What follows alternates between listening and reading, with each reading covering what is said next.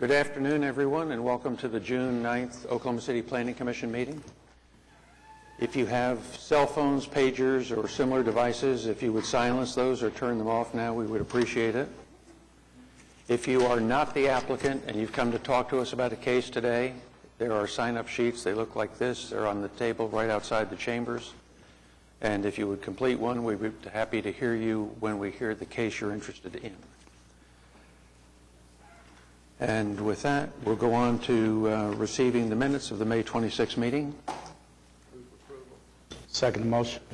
We have a motion and a second to receive the minutes of May 26th. Cast your votes. And those are approved. Next is uncontested continuances. Right. We have 4 contests for continuance. The 3 that I'll read to follow are going to be deferred until June 23rd. That would be case B15 for the comprehensive plan amendment, case B16 for PUD 1614, and B17 for CE 932. And then the 4th item is B18 for SPUD 888, withdraw completely. Is there anyone today who came to talk to us about the items just read on our agenda, items 15 through 18? Take a motion. I move on an uncontested request to second the motion. Okay, I have a motion and a second to approve the uncontested continuances. Cast your votes. And those are approved. We do have 1 new request for continuance, which is item B8 for case CE 933, to defer that to June 23rd. Same question. Did anyone come today to address us on item 8 on our agenda?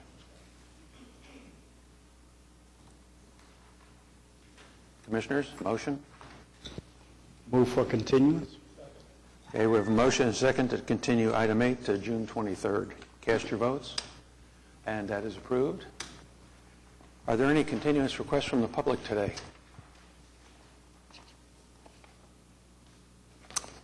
Hearing none, we'll go to the consent docket. We have 3 items on consent. The first item is C6823, the final plat of Stone Ridge Farms, Section 6. Item 2 is case PUD SP 1443. Item 3 is case ABC 856. Commissioners, no one signed up on any of the consent items? Move the consent items on the consent docket. Second. Okay. We have a motion and a second to approve the consent docket. Cast your votes. And it is approved. Item 4 is case ED 215 to dedicate a 50-foot street and utility easement at Northwest 133rd Street.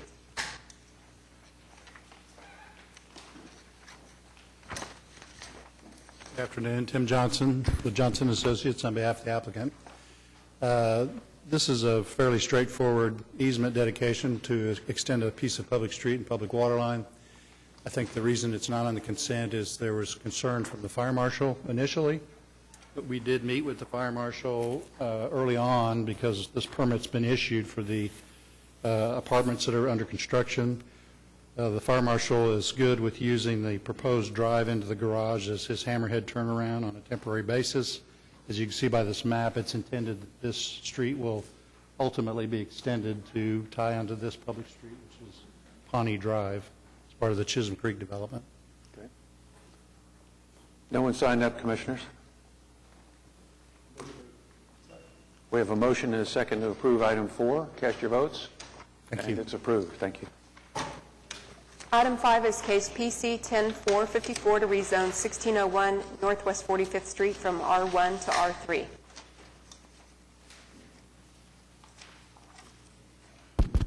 Good afternoon. My name is Ram McCory. And a few months ago, we purchased a property at 1601 Northwest 45th Street. It was a really distressed property, needs to be demolished. So our thoughts are we would convert that from an R1 to R3 property.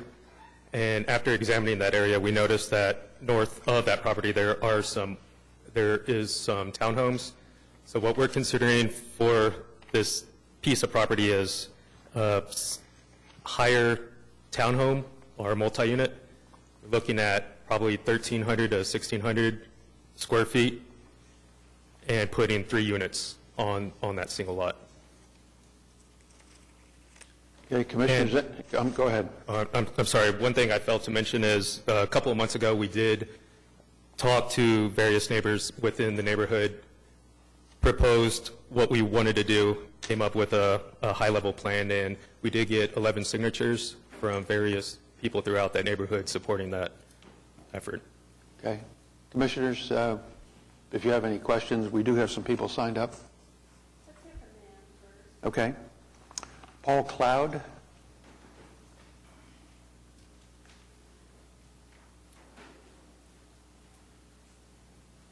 If you would give us your name and address, please.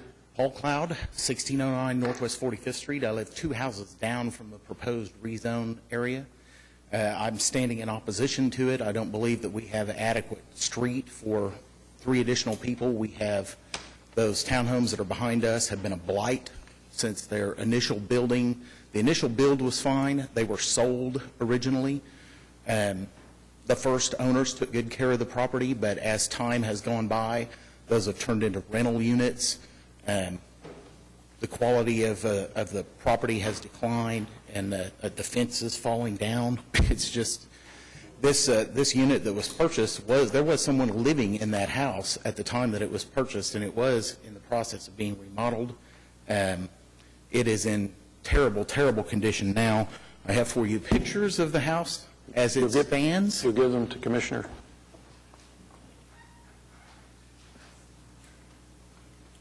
That has happened in the last month. There was a lawn crew that showed up to start tearing that house down with teeny tiny little 10-ounce hammers and small crowbars, and they used their lawn truck to rip the front wall out from underneath the porch to cause it to collapse.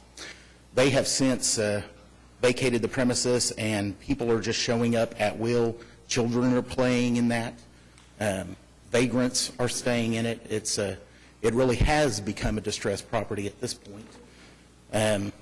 Something does need to be done about it, but we would like to see a single-family home go in there.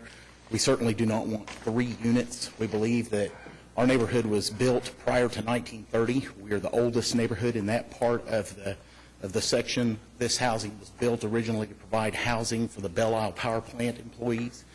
We all have small single-family homes. We have some pride in our neighborhood, and we just like to see the neighborhood continue to be a good place. We haven't had good luck with the huge apartment complexes that are within 2 blocks of us, and we just think that additional multifamily housing is not necessary, and especially not on our block.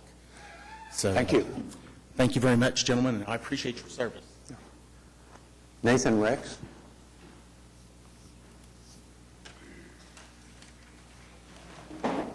You give us your name and address, please. Yes, sir. Nathan Rex. I live at 1604 Northwest 45th Street. If you see on the map there, the empty lot is now our lot. It was a new build completed in 2013, single-family home. My biggest objection to this initially, and as they stated, I was one of the nearby residents who agreed and signed the paper saying that I would be in agreement to it. Since then, I've only been in the neighborhood for a few years, as of other neighbors have been there for 30 and 40 years. And so they've seen the changes that have occurred due to the multiple dwelling units directly behind this lot. I think we have a really narrow street there. It's very difficult to drive one car up that street, and I believe that 3 units on that one lot is only going to impede our way of driving. I have 2 young kids that live with me, and there's other kids in the neighborhood, and I believe that just putting 3 families in a lot intended for 1 family is just not right. And so if you guys would like, I do have pictures of the houses immediately around this lot. If you guys Give them to Commissioner Hensley. He'll pass them around. Thank you.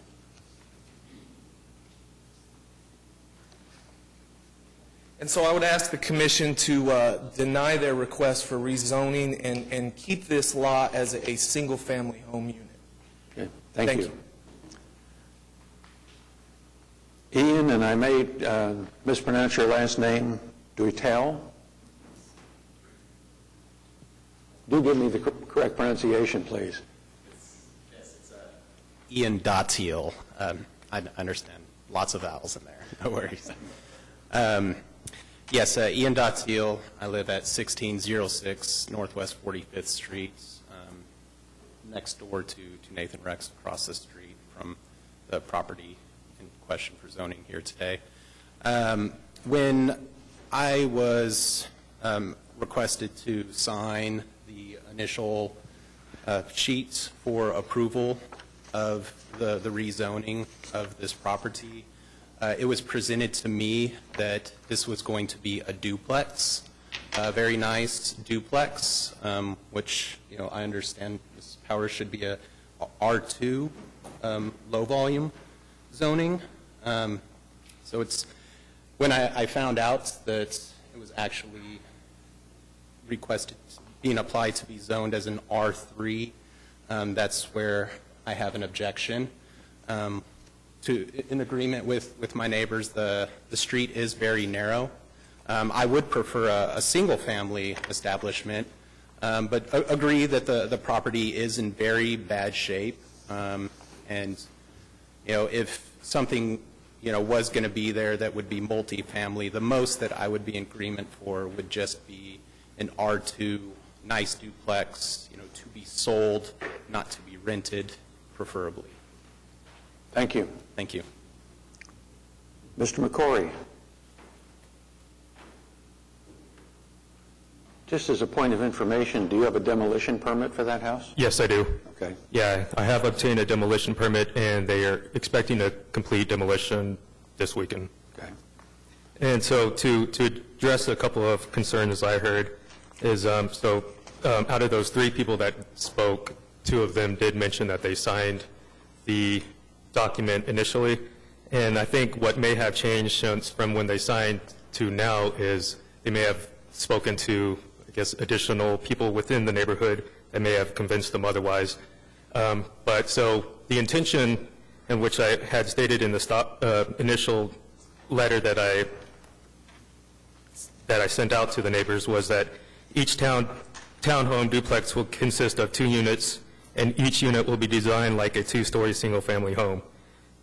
Each unit will have garage access. So based on my understanding, the technical analysis that was done by the city suggests that it can be done as an R3 up to 4 townhomes, or sorry, up to 4 units.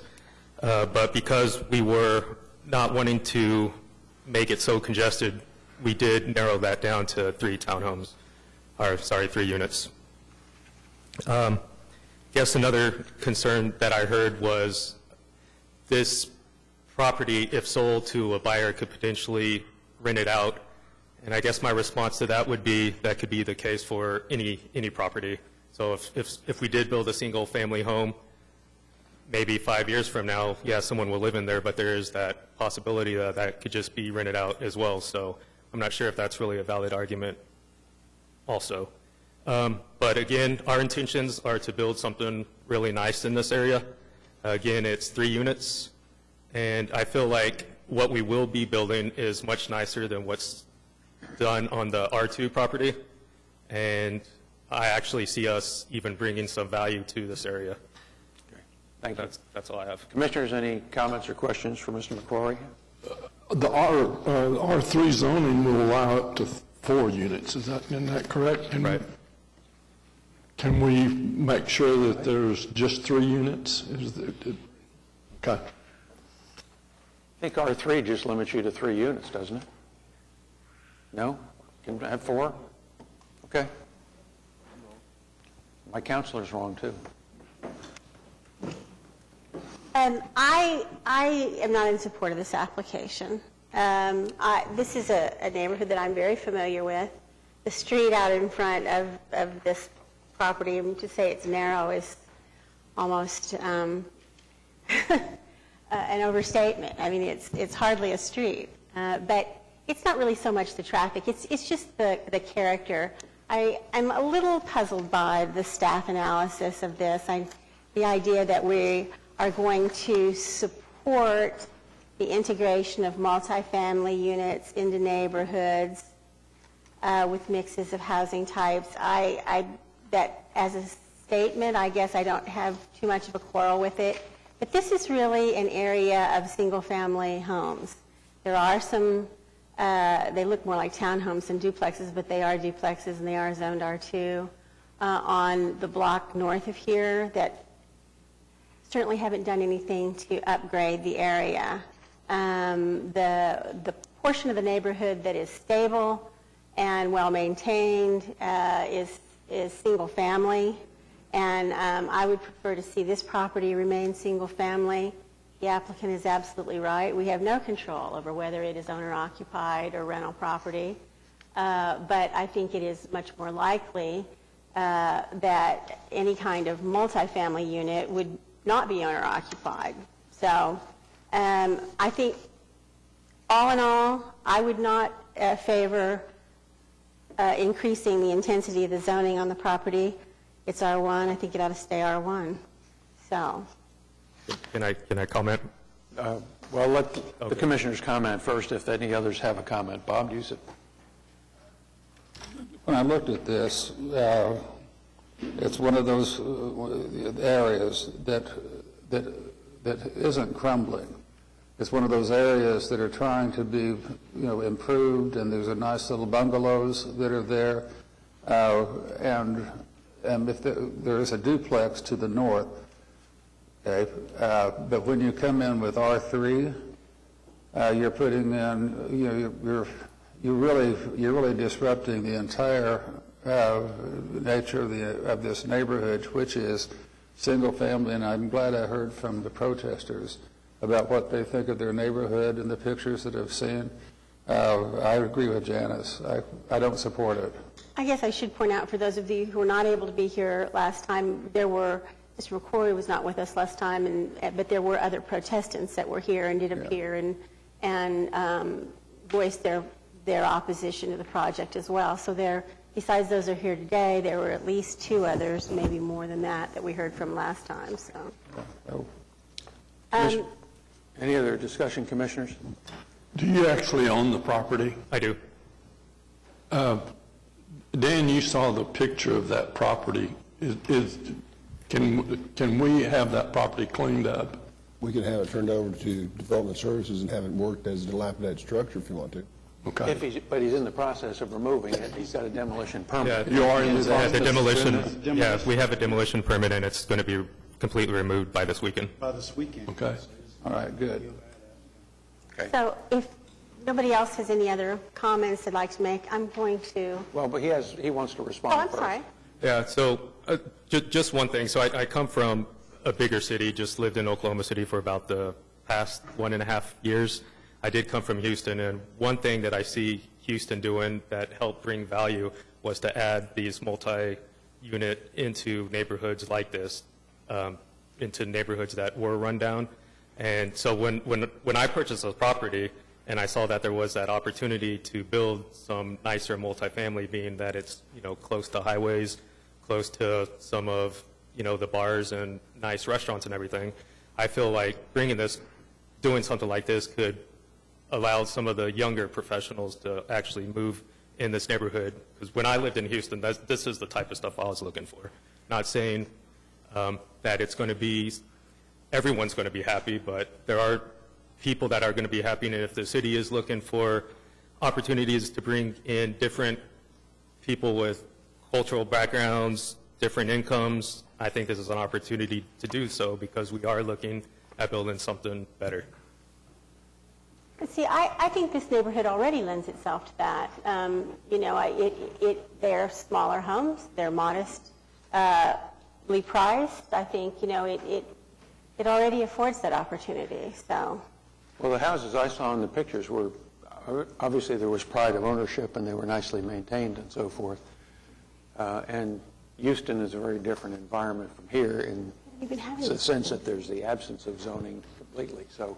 Which way would you face the house? Would you face it to Blackwelder or 46th Street? We would face, what we're thinking is 1 towards the 45th Street and then 2 towards Blackwelder. And would they have sufficient off-street parking? Our preliminary analysis, yes. Garages or anything Yeah, like that? so the site is 8,200 square feet, and as I mentioned, we're looking at 3 units. We were told we could build 4 based on the technical analysis, but we were looking at 3 units at 13 to 1,600 square foot, and being that they're 2-story, let's just divide that in half, say like 800 square foot footprint on times 3, 2,400 square feet on a 8,200 square foot lot. So I'm This clear. raises another question about So you have greater than a the 2 R1 stories. size lot, right? You have you have an 8,200 square foot lot because of its location on the corner. Right, it's a large lot, yes. And then, I mean, look, I guess my point is I'm not clear that I would agree with 3 units. But if somebody approached us in an older neighborhood and said, I'd like to put in 2 units, we'd call it infill development. And say it's a good idea to interject new housing stock into this sort of neighborhood. I think the difference is 1 to 3 seems to me, and maybe to some of the other commissioners, a bit of a leap. But with the size of the lot, it's not insane. I mean, it's just not. And It's not necessarily consistent with what else is in the neighborhood, because the highest density zoning that I can see on the map is R2. But you'd have 240 at the most. That's all I see. I don't think that would necessarily be out of character, but I mean, until you get over to the apartments over on Mattern with R4, just looking around, I don't see it. So, I don't know. You may want to think. I don't think you got enough to carry the day. I'm not going to advise you about what to do with your application, but I don't know if you want to consider something else or not. I'm just saying, I don't think you're going to get by with 3. I don't think, I think I would be okay with 2 if they faced Blackwelder and not face 46th Street, so. 45th, you mean? I have another, like, for the first time, 2 stories, and the footprint's this big. I don't know why then it's not an SPUD, so that we'll know what it looks like, so the neighborhood will know what it looks like, and we know what the materials are going to be, what the footprint is, and what the yard, and what... Well, there are 2-story houses in this neighborhood. I've been in them. Yeah. I mean, they're garage over a lot of circumstances, but there are 2-story houses in this neighborhood. I mean, he's not asking to make it 3 stories tall, so I don't know what you want to do. I don't think you're going to get 3. 3 ain't going to work. At least with the persons that are assembled here today. That's my handicap. We can take action on your application if you want us to, or you can take a continuance and maybe rethink what you want to do and come back with maybe a modified proposal based on what you've heard today. Okay. So what I'm hearing is there may be an opportunity to go with R2 or what you suggested, a SPUD type application. Yeah. Those are things for you to consider if you take a continuance. Right. I was not able to contact you prior to this meeting, so if you will leave some contact information with staff, I'll be glad to visit with you if you choose to continue this. And Okay. Yeah, I apologize. I actually called the city yesterday because I haven't heard anything, and we realized that my email address was put in wrong in the system. So my understanding is they tried sending me stuff, but I just never received it. So. Okay. All right. So if you want to take a continuance? That's your choice. Let me think it over, because if the people are going to be really concerned with having 3 units, I will evaluate. Well, I think what Commissioner Hensley is telling you, based on the discussion around the horseshoe, it's not likely to pass with the request for 3. Okay. Not a guarantee until we vote, but I mean, that's his handicapping of it. Okay.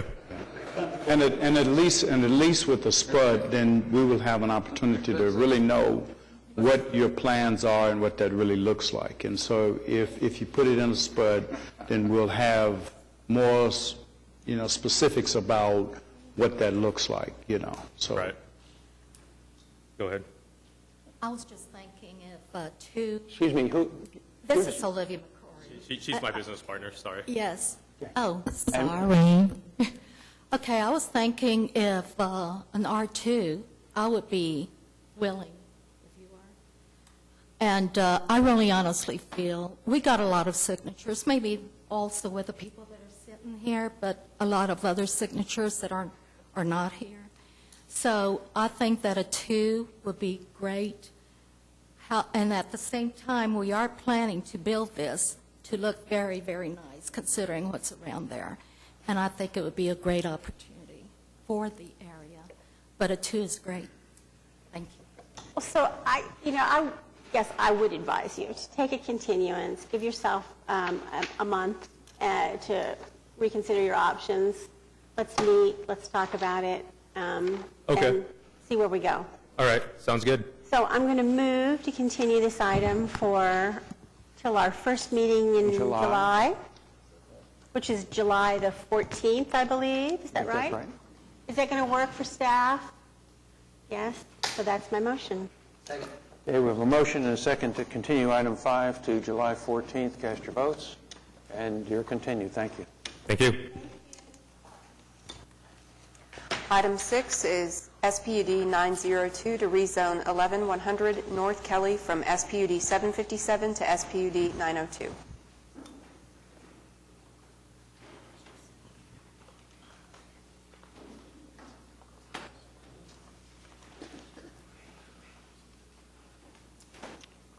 Sorry, before we go on, those of you who've come today in opposition to this, if you also will make sure that staff has contact information for you, I'll make sure that you're involved in the process as we go forward. We gave it to him last time. That's fine. That's fine. Hi. My name is Samantha Cook. I am the general manager of Oklahoma City Sports Center, and we have filed this application for rezoning for the simple purpose of being able to serve Low Point beer out of our snack bar.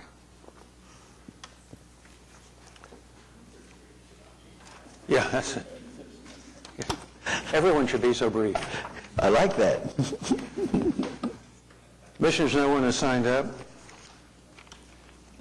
My comment about this is that we've dealt with this before. And I consider Commissioner Hensley's comments on this matter to be relevant to this decision. We have precedent. And the particular precedent that I like with this application is that you're not going to serve a bottle of beer until after the completion of the last youth soccer game scheduled on any night. I mean, there's no beer where a 6-year-old's playing. Yes, sir. But then you have the adults come in, and then you have a pop. And so, if it's okay with you, Lee, I move approval of the application. We have a motion and a second to approve item 6. Cast your votes, and it's approved. Thank you. Mike, when was the last time your comments were dispositive? Item 7 is case PC 10-455 to rezone 12-8600 Northwest 10th Street from AA to C3. Good afternoon, David Box, 522 Colcord Drive. This is an application on 10th Street, east of Cemetery, to allow for C3 use. It's similar in nature to other cases that have been approved recently. You can see on the map, we do abut C3. We're in a bit of a unique position in that we are south of... What was that word? Unique. You're going to hear a lot today. Unique in that our northern property boundary is actually the city of Yukon. So it's a good opportunity, I believe, for the city to capture some sales tax dollars there on the border. So with that, we would ask for your approval. Be happy to answer any questions. No one has signed up, Commissioners. Second. We have a motion and a second to approve item 7. Cast your votes, and it's approved. Thank you. Item 8 was continued. Item 9 is CPA 2016-1. This is a comprehensive plan amendment and changing the land use topology area from open space to urban low intensity. And Randy Entz is here today to do a presentation.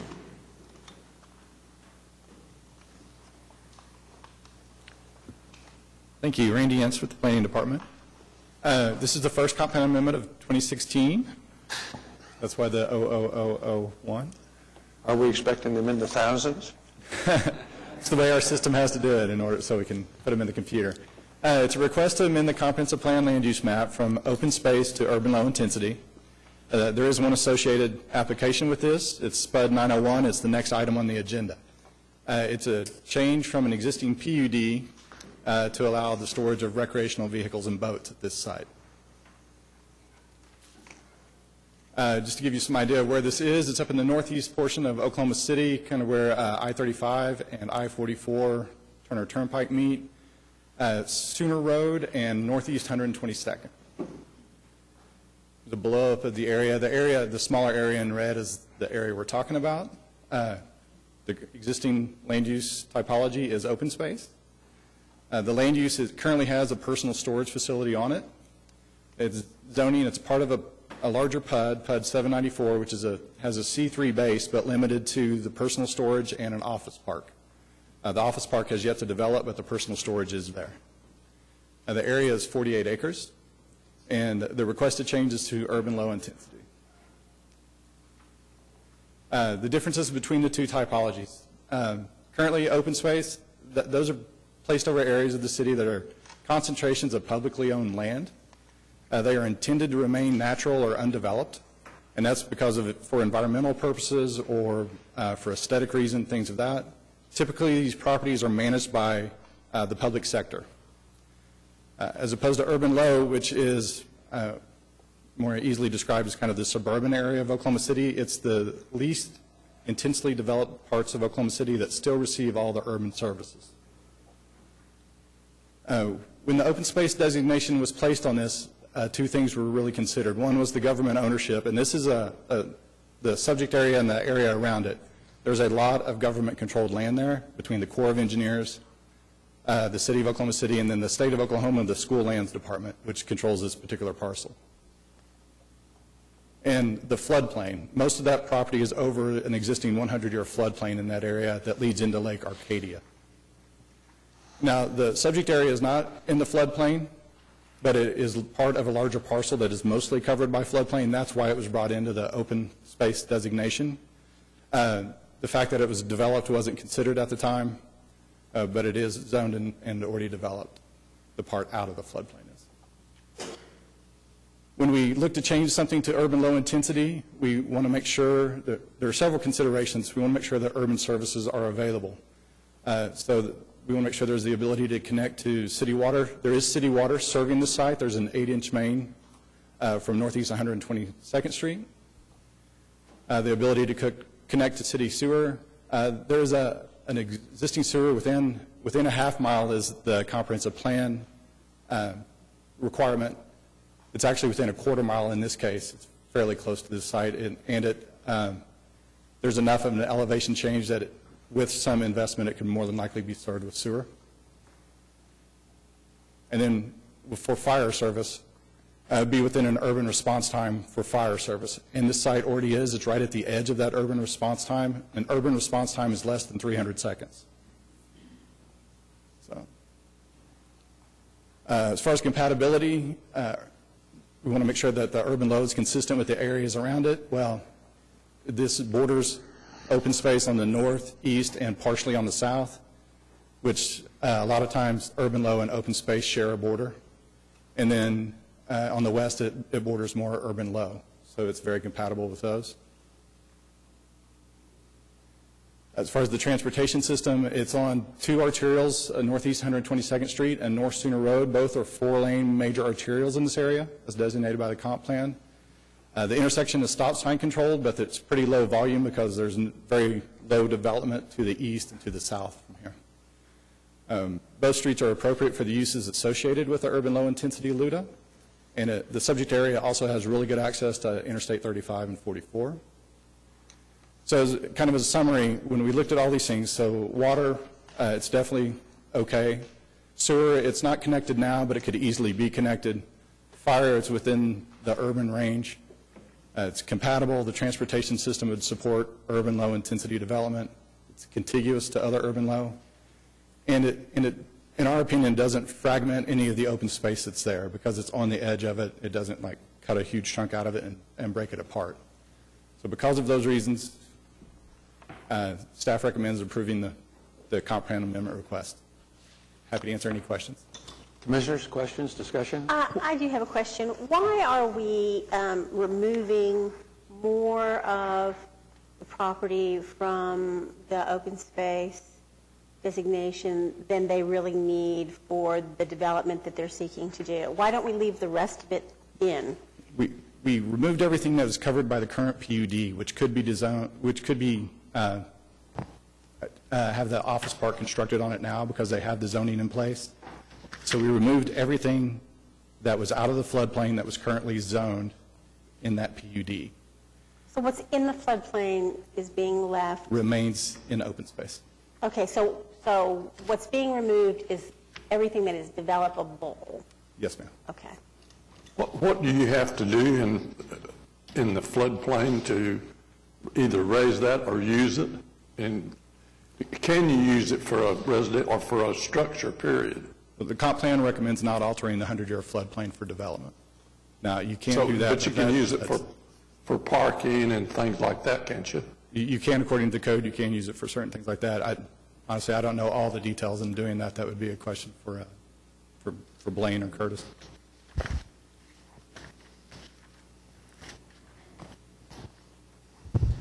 Any other discussion or comments? Well, I think he's already addressed some of my concerns with what that looks like in terms of how we move from open spaces into urban low intensity. So rationalization is there, and it seems like, you know, this would be a good area to do that. So I really don't have a problem with it.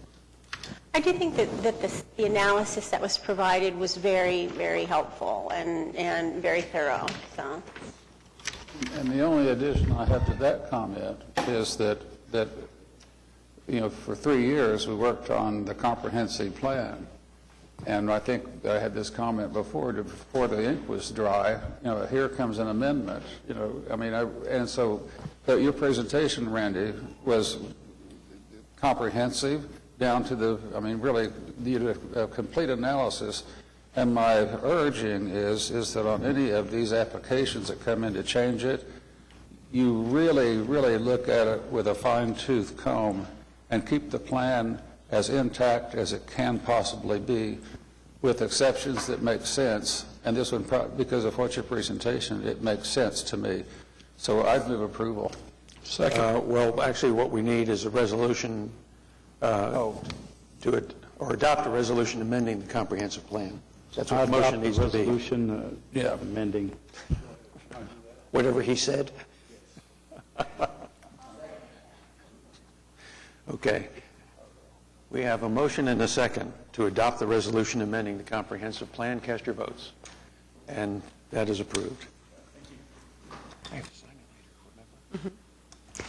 Item number 10 is SPUD 901 to rezone 5621 Northeast 122nd Street from PUD 794 to PUD 901. My name is Charles Allen with Allen Engineering. Mr. Dan Minders, the manager of Red Bluff Development, is also here. Just like to clarify a couple things. The plan amendment was, I think he said 48 acres. The original SPUD is a 28-acre site. In the original SPUD, there was a small area in the middle, not small, but where the existing storage and RV storage is, that is allowed to have a caretaker's office. This SPUD is to expand that personal storage area for RV and boat storage, also to add office space and a caretaker's unit to the south there. If you've ever been by this area, you'd hardly notice that it's there. There's quite a bit of, there's one drive, I think there's one sign, small, somewhat handmade sign. We're proposing to replace that with a monument sign. I think you've got a picture of that in your packet. There's a lot of trees around there. I don't think you're ever going to notice that we've even expanded this site. So would like to clarify also the sewers Our staff report says that sewer expansion isn't necessary for this, and we were planning on using a on-site private disposal system, septic tank, lateral field, or an aerobic system, whichever is appropriate. Be happy to answer any questions. Are you saying that that we actually are taking more space, more area out of the open space designated area than is developable? No. I think Randy said 48 acres. This site is 28 acres. I don't know if he just misspoke or not, but anyways, we're only, I think our site's only 28 acres, so I think that's, does that make sense? And what we're talking about here is under 5 acres, is that correct? Correct. It's just the front portion to realign the drive so that people coming to the RV and boat storage to the back can come in at a straighter angle. Right now they have to make a little S-turn. Want to have an office there in case they need something. It's just kind of an expansion of the existing facility at this point. Okay. Can you talk just a little bit about the office space that you're interested in? Well, right now, the plan, the first building there that you drive in and see is going to possibly be climate-controlled storage in the back. Then there's room for 6 to 8 offices, just, a desk, receptionist sort of thing, kind of like flex space would be, except these are actually individual offices. And then the other side, if you can see the little square that doesn't have anything in there, is the caretaker's space. It's about 1,400 square feet. So I think we show on that plan 6 offices. There probably could be 8 smaller offices, but they're typically 12 by 14 small office with a center hall.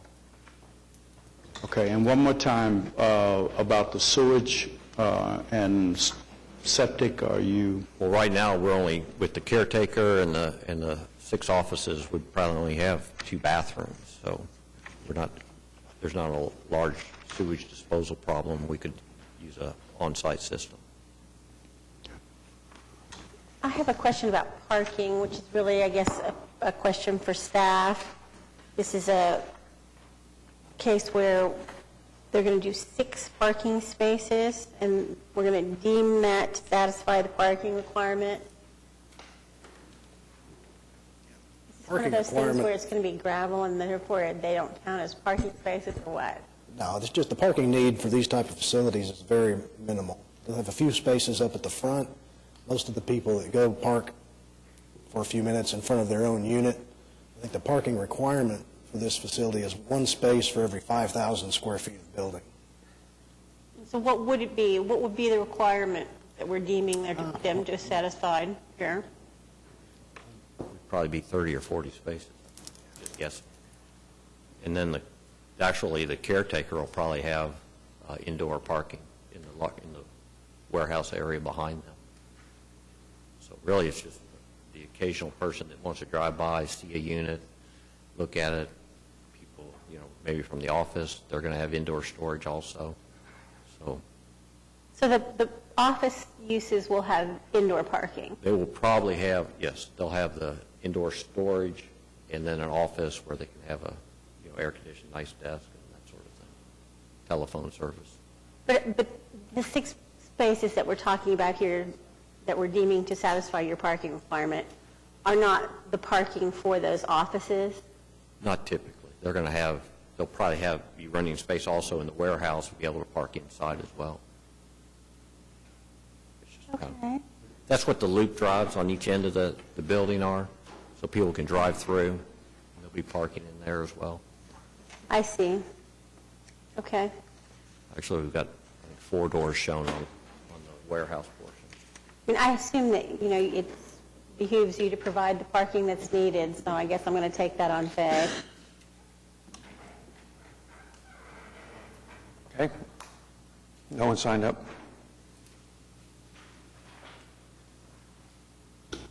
Move for approval.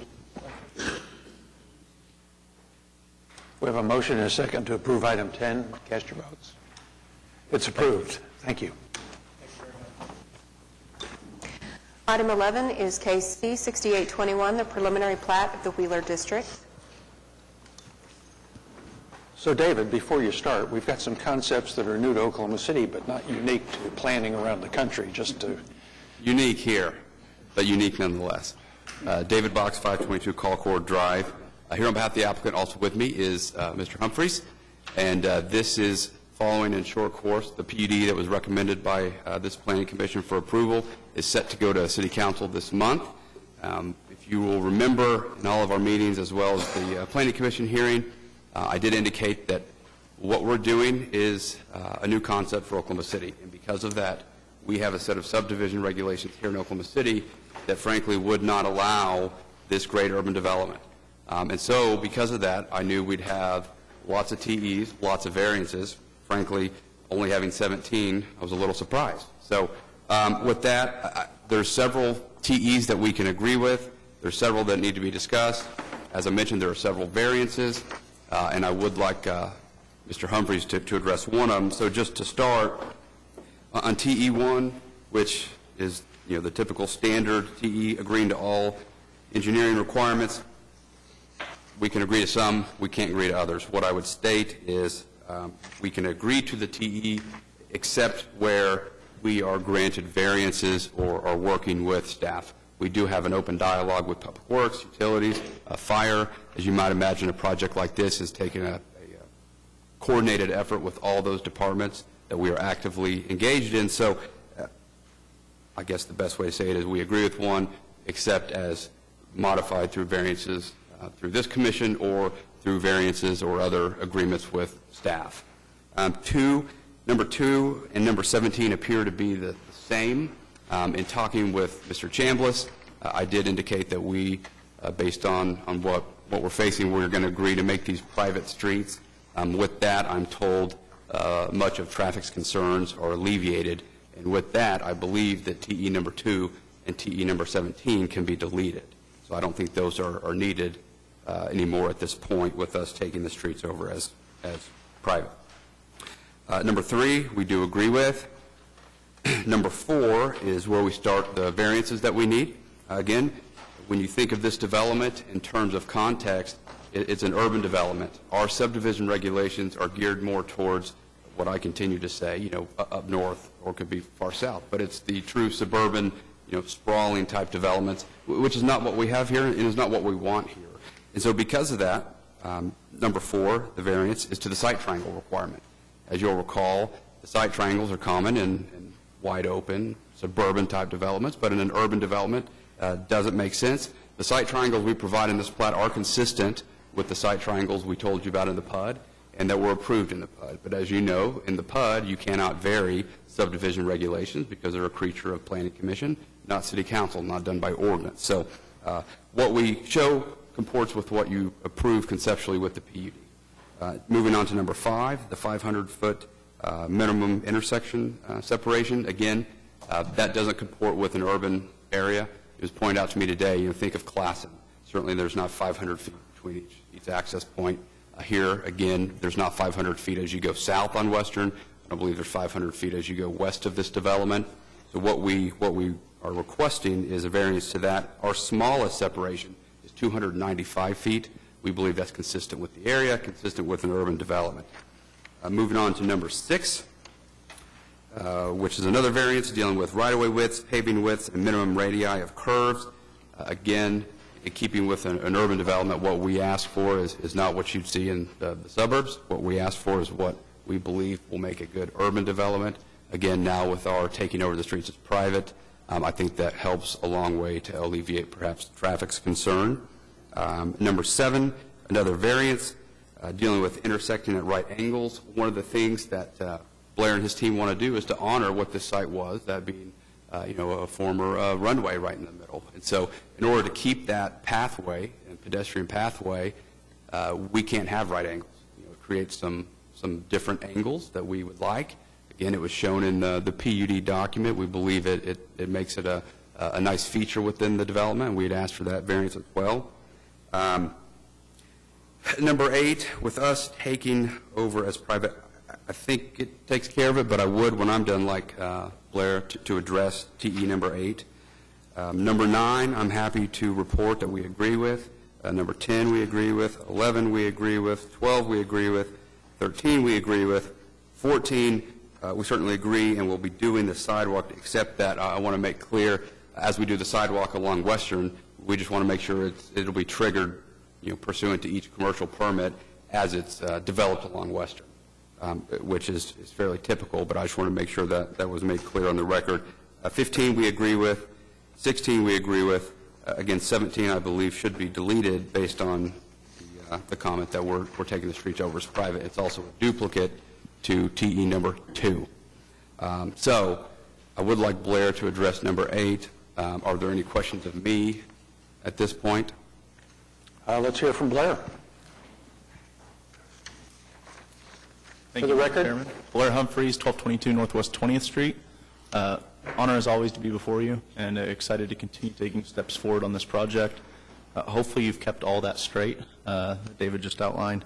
But speaking specifically to point number 8, it's been the intention of this project from day one to be, a quintessential version of what it means to have a pedestrian-friendly urban district. And not just a place for pedestrians, but a place for children, and not just a place to walk, but a place to bike also. And I think really the question has been, as we've worked with the city, it's clear that everyone feels good if these are private streets, that we'll have a lot of latitude in terms of what can be done to achieve that pedestrian and bicycle friendliness within the district. The question is, where does that threshold begin and end? Traffic right now on Western Avenue, it's signed for 45 miles an hour. In truth, traffic moves much faster than 45 miles an hour.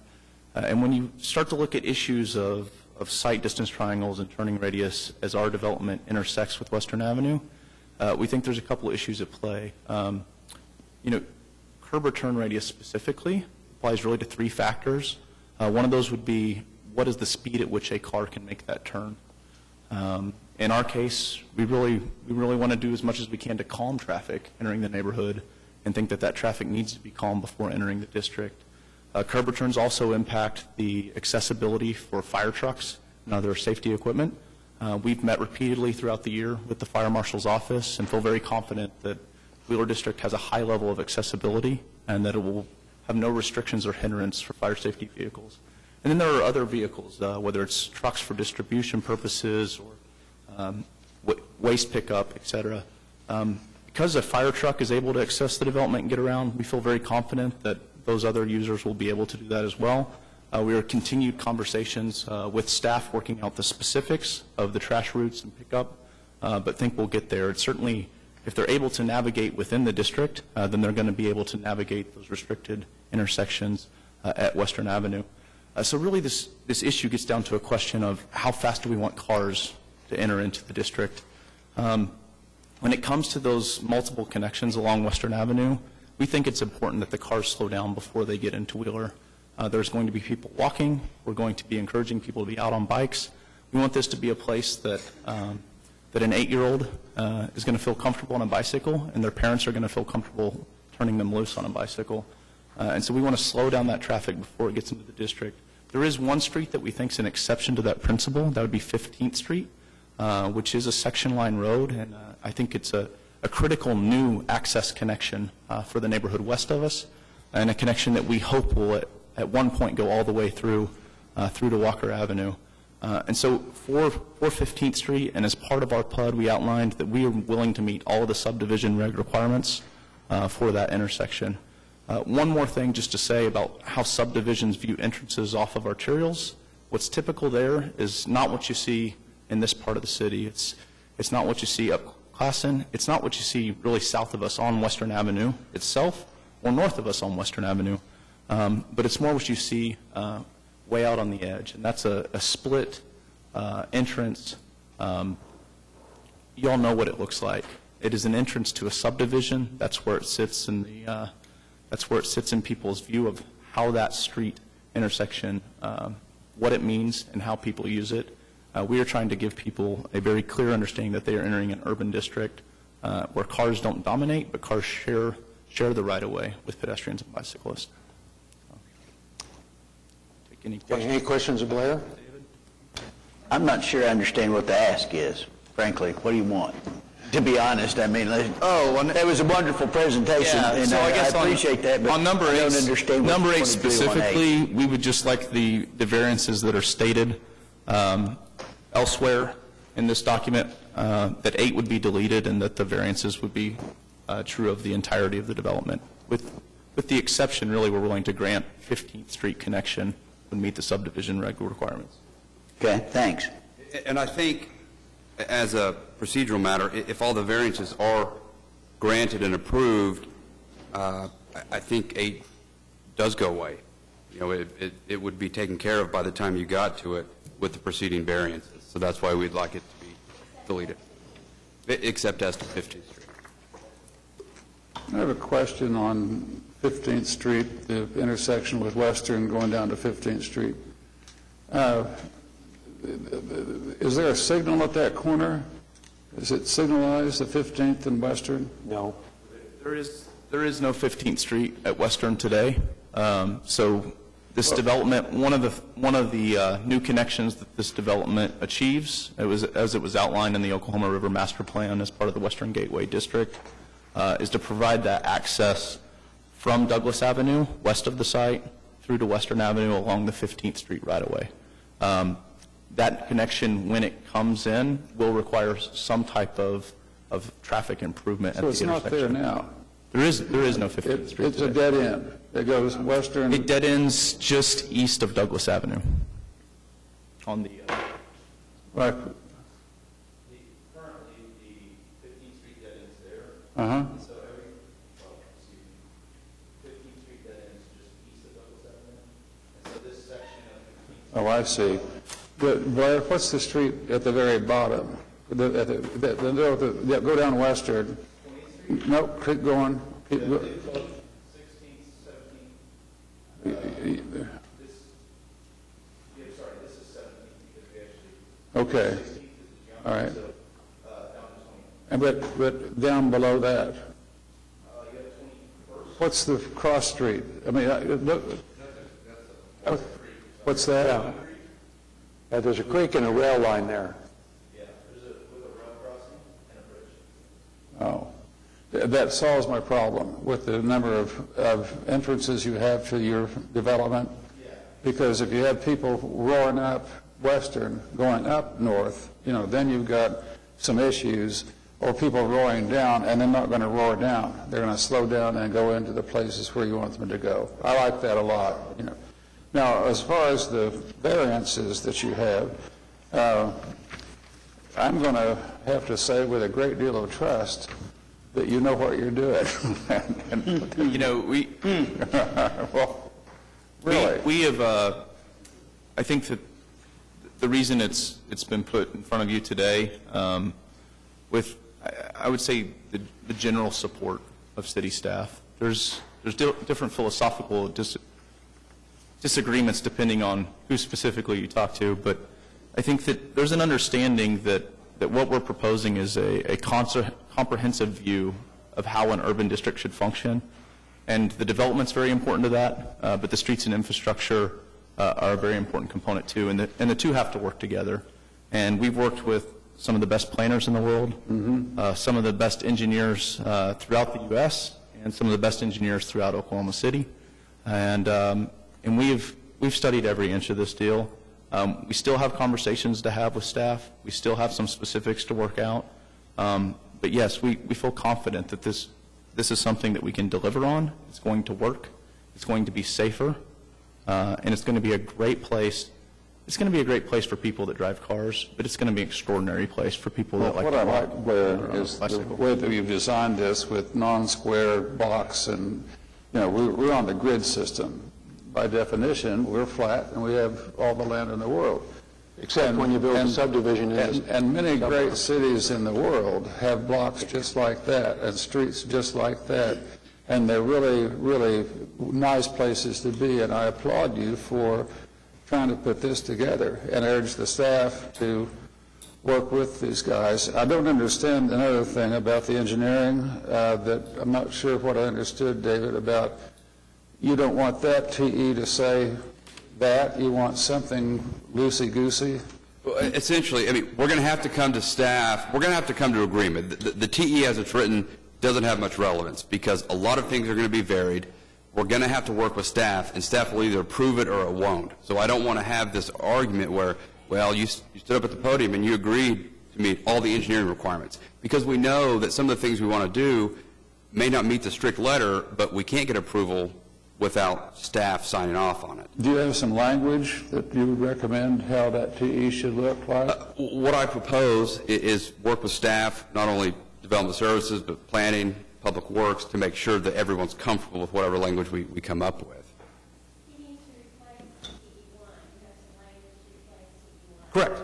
But like I said, I don't want to, as we stand here today, I mean, I don't want to get into a back and forth with staff and public works and everybody else, but I'm confident we can come to an agreement. What I had said when I was going through it is, we agree except to the extent that you vary something within this plat, or to the extent that we can come to an agreement with staff for some other solution that may not meet strict engineering requirements as they're drafted today, but staff would find acceptable. I am really struggling with, I guess, all of a sudden we have this great amount of trust that we're going to yield to this development when in fact they have 17 TEs here, and many of them will need variances and so forth, and very uncomfortable with really moving forward just with this sense of trust, and let us work with staff. And we know that our job is really to make sure that we're meeting the subdivision regulations and that things are being done, site triangles in here, and the minimum footage for the intersection spacing in the neighborhood. I mean, we can go through each one of these, and it seems like that we're asking for, you're asking for a great deal of trust rather than really working through some of these issues and coming back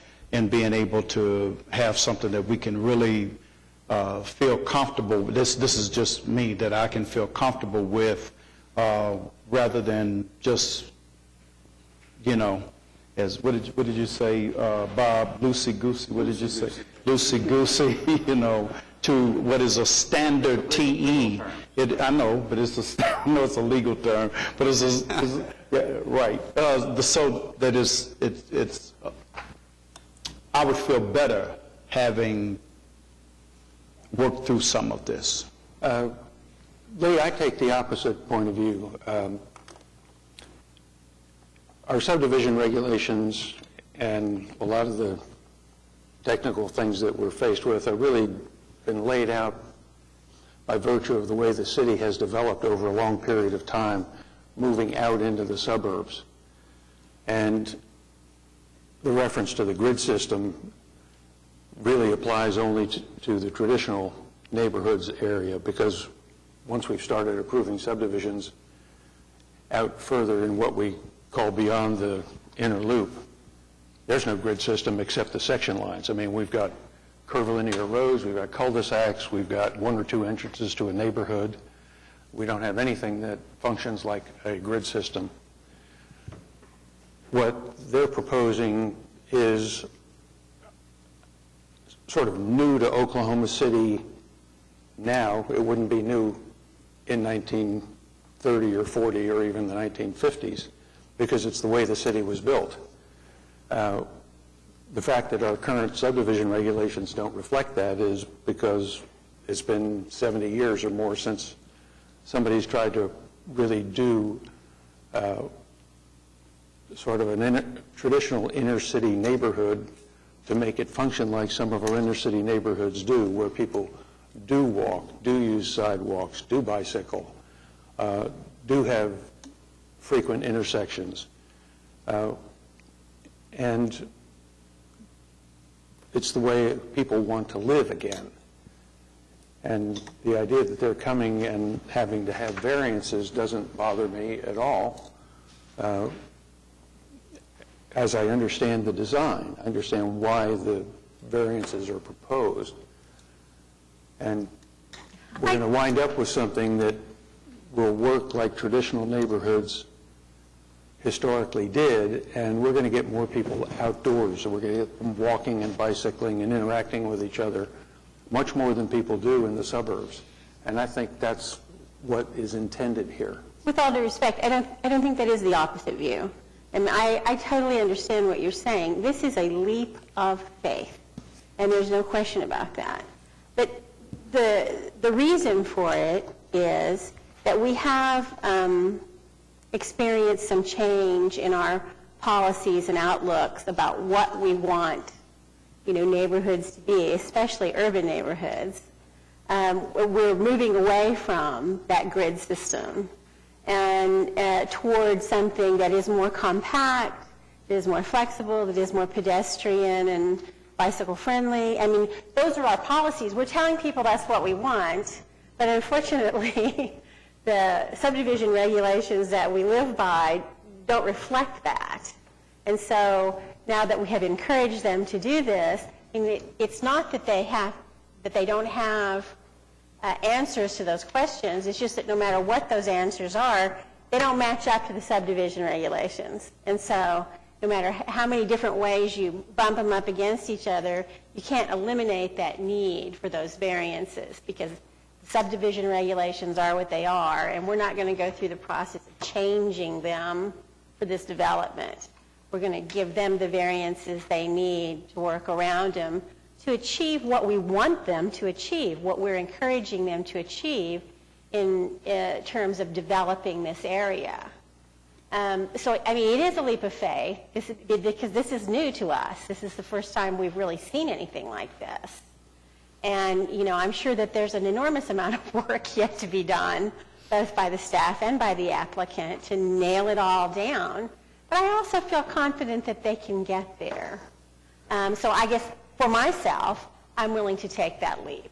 Well, in the comprehensive plan that we've adopted recently, once we deal with subdivision regulations and other ordinances that plan contemplates, there will be many fewer variances in an application like this than we have today. It's just that our ordinances and our subdivision regulations are going to take time to catch up with the comprehensive plan because it takes time, money, and staff to rewrite those kinds of regulations to conform to the new plan, which is the first new plan since 1978. So they're kind of jumping ahead of the revision of the regulations, but they're doing very much what we're asking for in the comprehensive plan that now exists. Question. Sure, Gary. What goes into a preliminary plat? Do all these technical evaluations, are they necessary for a preliminary plat? And then can't they be changed between the preliminary and the final plat to meet our needs? Theoretically, yes. Typically, we like to get the technical evaluations established at the preliminary stage, so when the final plat comes to us, it comes finished and in conformance with the preliminary plat. Doesn't mean we can't change something if there's a real reason to do it. Typically, we do not. We actually look for final plats to conform rather than vary from the preliminaries. And to piggyback. Just one thing further to maybe see if we can. The places where they're talking about the variances, I mean, to an extent, we've already considered all of those when we approved PUD 1611. Mm-hmm. In principle, yes. We talked about them, and I get that they have to come up as part of the preliminary plat. This is kind of a second bite at the apple, if you will, with respect to these, and I think that we've at least signaled our intention that we're happy for this. And again, that's why, to Lee's point with respect to how we're doing it, I understand that we're not necessarily going to know exactly what they're talking about, but we have signaled, at least when we approved 1611, that we would agree to some accommodation with respect to these items that we're going to do. Most of the variances were covered under 1611, so,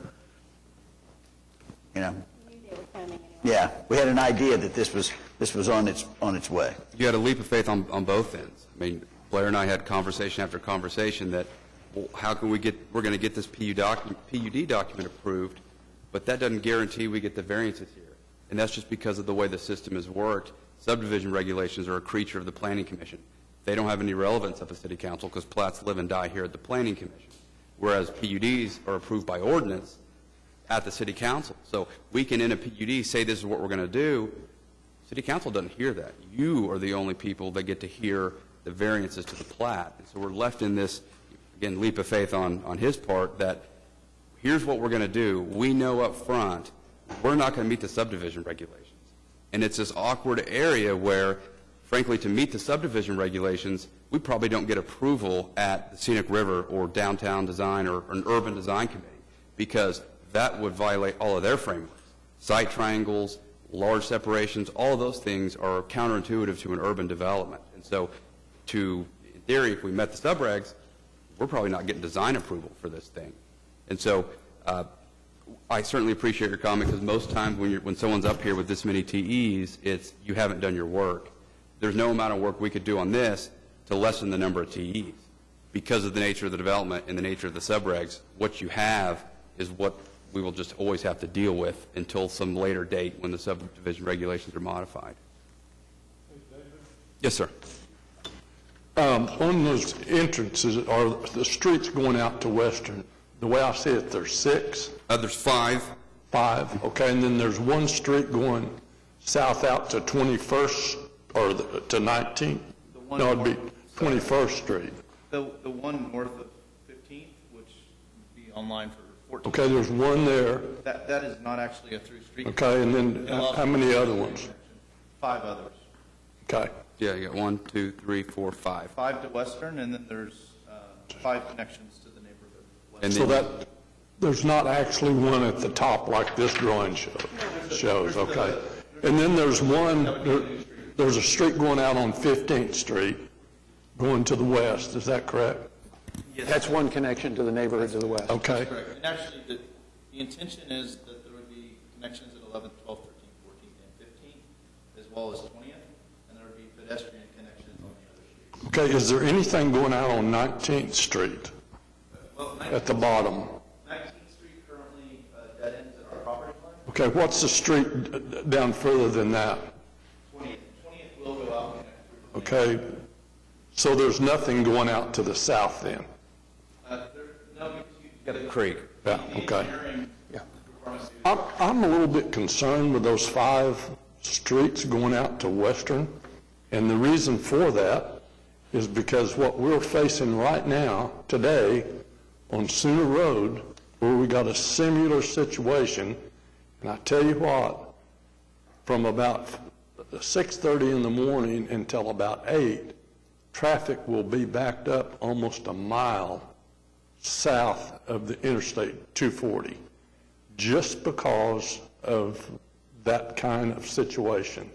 And I'm a little bit concerned that we're putting too much, southbound probably good, northbound, it's just in the morning and even in the evening with that many cars going in and out of that subdivision, I'm a little bit concerned with that. I'm not a traffic engineer. Sure. But maybe that's something, that we need to look at just a little bit more in depth and see if we're actually, can eliminate some of that. Well, one of the issues is, Sooner Road is a state highway. That's and true. So that's a major difference. 4-lane highway, but I'll almost bet you if you had a traffic count on Sooner and you had a traffic count on Western in the same time, I bet there wouldn't be a whole lot of cars difference. I do think there would be a significant difference. Yeah. Because it's a state highway, because it's carrying traffic to and from Norman, Tinker, and a dump off of I-40. I think it's a different scenario. And when you look at the context of where this is, the traditional block pattern, if you extend 19th, 18th, 17th, 16th, that's what this area always was. And so we're not coming back with anything that wasn't historically this type of pattern, whereas Sooner for years has been, out rural, and now it's got this exploding growth population around it, but it's only traffic that is, to and from work. Whereas this is a, more urban. It's always intended to have this grid pattern onto Western Avenue. So I do think they're slightly different scenarios. Just take a look at that part of it. Okay, I think maybe we could improve that a little bit, with a little, maybe some, I don't know, islands or something like that. I don't know exactly, what I would be suggesting, but anyway, just take a look at it. And as Ms. Powers said, there is a tremendous amount of work left to be done with staff on this project. 15th Street's the only one that'll go through, though, isn't it? Go across Western eventually? They all go through, but 15th is direct. Yeah, but the rest of them... The reality is, at this point, we have contemplated development for what will happen east of Western Avenue. It's not been included in this PUD because there's a number of engineering challenges, both from a traffic standpoint, but also from a floodplain standpoint, before we can finalize that design.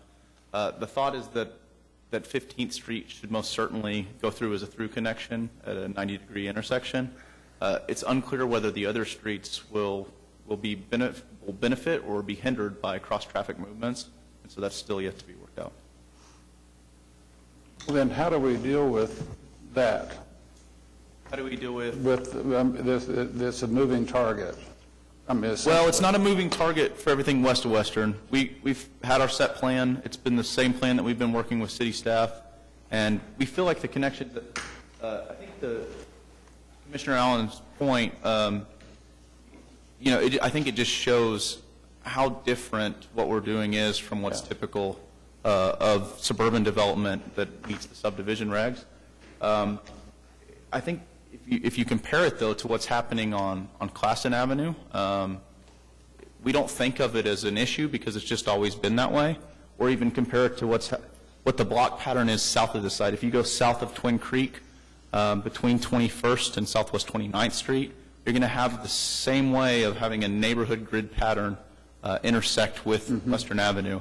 And so it is a typical pattern for this part of the city. I think it's so atypical to what you tend to see new zoning proposals in front of you be that it does kind of raise an eyebrow, but in reality it's a return to the way this site should be. It's really in keeping with the Western Avenue Gateway that's part of the Oklahoma River Master Plan, and it's in keeping with the downtown development framework. So we're trying to do all the things that have already been vetted as good principles for design and connectivity within the downtown core and have been applied to the river.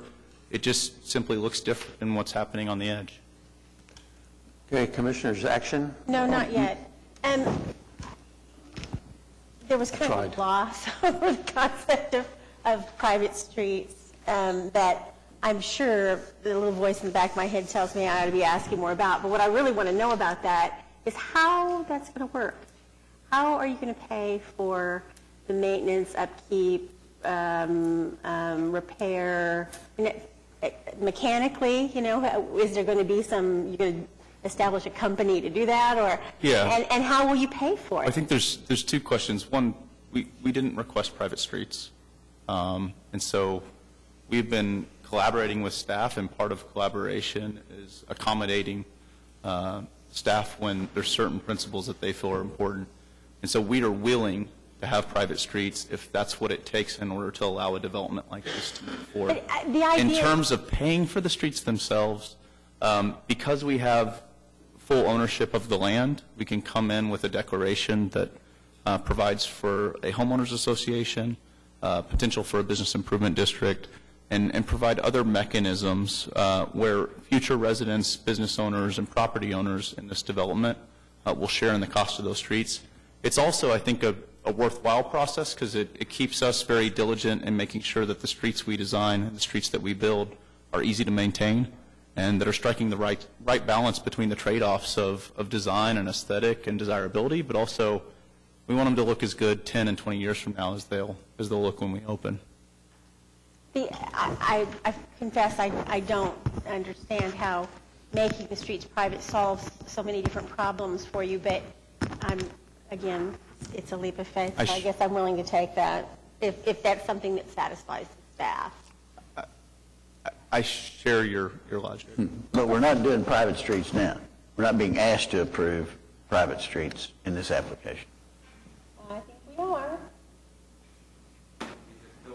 It's not what he just said, so I want to, then let's be clear on We've that agreed to point. make them private streets based on feedback we've got from staff, that, you know, they'll be platted as private streets. We've agreed that the variances will be subject to the streets being private internal to the development. It just means the streets won't be turned over to the city, is what it means, but we still need, I believe we still need variances. I don't want to throw, if I knew last week that I could have gotten up here and gotten all the variances with public streets, I would have gone that direction, but at this time, that would be throwing staff a curveball that I don't think they deserve, so we'll go with private. I do. I pretty much agree with what everybody said on all sides, because on your side, Lee, the variances, what we see in this, in the TEs, is what we see in every application. It's the standard language. This doesn't comply, and the subdivision regulations require this, and therefore you need a variance because the subregs are there. What I would trust from the staff would be that if any of these variances that you're requesting where the subregs don't comply, that we would at least get some sort of red flag warning that this is really, really serious, awful stuff, that if you put this together, it's going to cause havoc. And so what I see is the standard boilerplate, you don't comply, therefore there's a variance. And it's part of the trust that we're talking about, is that the analysis of what the subregs do say, and as Commissioner Yokel pointed out, that the subregs relate to a flat grid pattern subdivision out there in Okarche. That you've got to do this, you've got to do that. They don't work for an urban development downtown where there's really unique kind of putting a streetscape together and a walkability, bicycleability, et cetera, traffic, slow it down. It doesn't work, and I understand that. But so one part of the trust would be that the staff would put a red flag on some of these where it doesn't comply, and they'll say if they do that, you can be assured that there's going to be horrible accidents. And the other comment about the comprehensive plan, I think, is totally appropriate. These subregs are dated, and they need to be updated, and by the time we update them, we might have 2 or 3 variances, period. It just might be nothing. So, again, I agreed with everybody, but what I'm going to do is move to approve the application. We got to move, we got to start.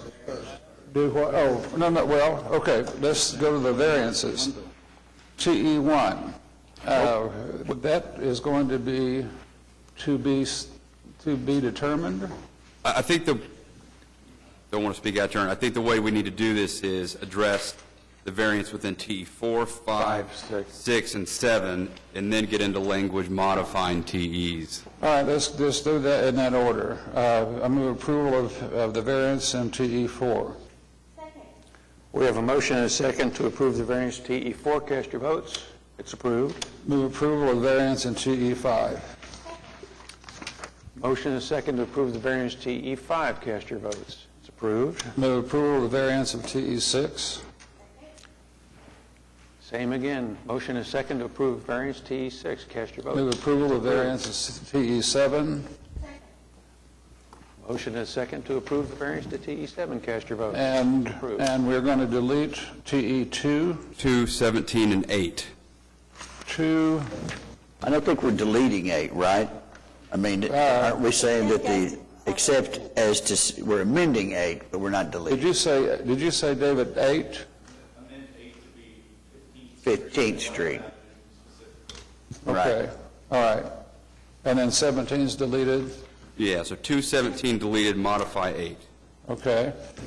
And then 14? You're modifying 14 because you want to build the sidewalks when the permits are issued? For the commercial along Western, correct. And that'd be the amendment of TE 14. And then And now the language on TE 1. I can't remember what I said, but I felt like it was pretty good. So how about I go back and watch the tape, and we'll go with that. All right, all right. Then I move approval of the application. Wait, as we voted on all the modified. variances? Okay, we voted on them, all right, great. We have a motion and second to approve item 11 as conditioned. Cast your vote. Oh, yeah, yeah. And it's approved. Thank you. Okay.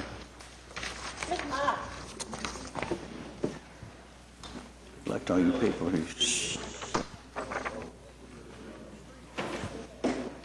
Item 12 is ABC 857 for an ABC 3 overlay to the I-2 district and SRODD districts located at 2308B Southwestern.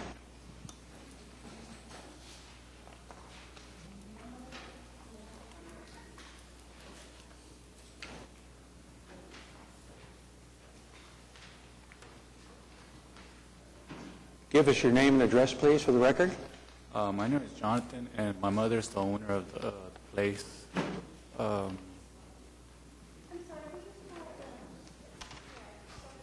name is Jonathan, and my mom is the owner of the place. And she just sent me over here to present myself.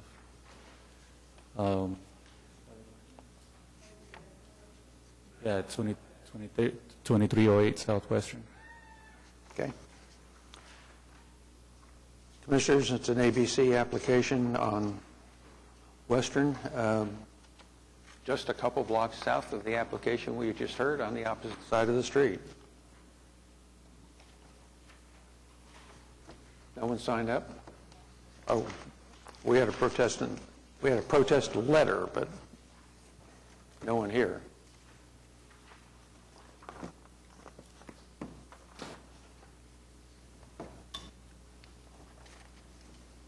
Don't have any. I move for approval. Second. We have a motion and a second to approve item 12. Cast your votes. You're approved. Thanks, sir. Thank you. Item 13 is ABC 858 for an ABC 3 overlay of the I-2 district at 8001 Southeastern Avenue. Hello, I'm Jamie Fitzgerald from 6208 Plum Thicket Road and 723 Catering LLC, seeking approval for my application for the ABC 3 overlay for Diamond Ballroom, 8001 Southeastern. Is this the same Diamond Ballroom that has been there forever? Yes, it is. So 54 years. Oh, gee. Yes, it has. That's when I met Wanda Jackson. Oh, wow. She's been there a few times. We have her up on the walls. Yeah, no. Pretty spectacular. We've sat there for a long time. Yeah. No one signed up? Motion to approve. Second motion. We have a motion and a second to approve item 13. Cast your votes, and you're approved. Thank you. Wonderful. Thank you. And item 14 is an ordinance to be introduced and set for public hearing on June 23rd, modifying regulations for the Oklahoma Capitol Medical Center Improvement and Zoning District. We need a motion to set item 14. Second. We have a motion and a second to set item 14. Cast your votes, and it will be heard on June 23rd. The remaining items are either continued or withdrawn. Planning Commission members, anything? Planning Department? Development Services? Municipal Counselor? Citizens to be heard? Other business? Motion to adjourn. We are adjourned at 3 o'clock.